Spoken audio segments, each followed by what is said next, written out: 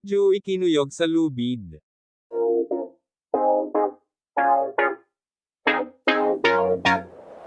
Binabanatan ngayon ng mga netizen si Joey De Leon dahil sa kanyang sinabi sa EAT noong Sabado, September 23, 2023 airing.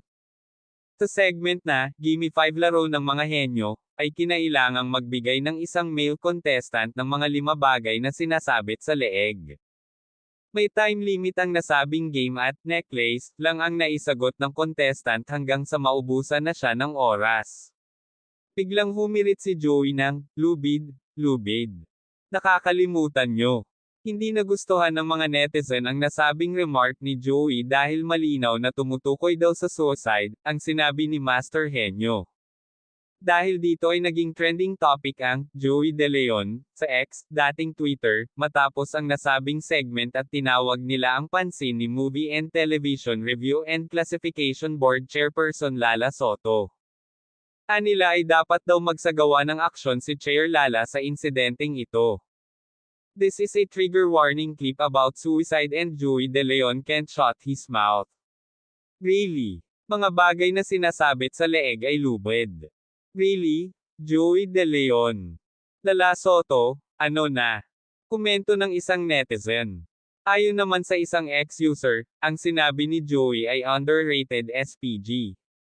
Rated SPG. Maaaring may maselang tema, lengguwahe na hindi angkop sa mga bata.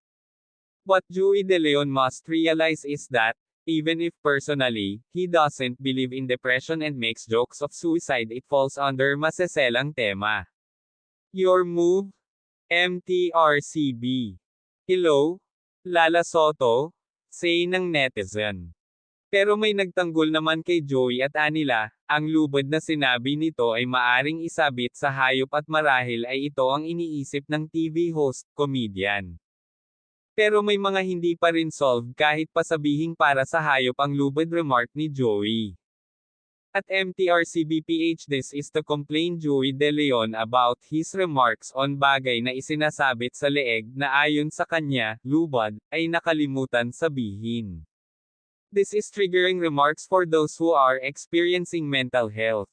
Kung sabihin na sa hayop yung reference niya, di ang nilinaw, opinyon ng netizen.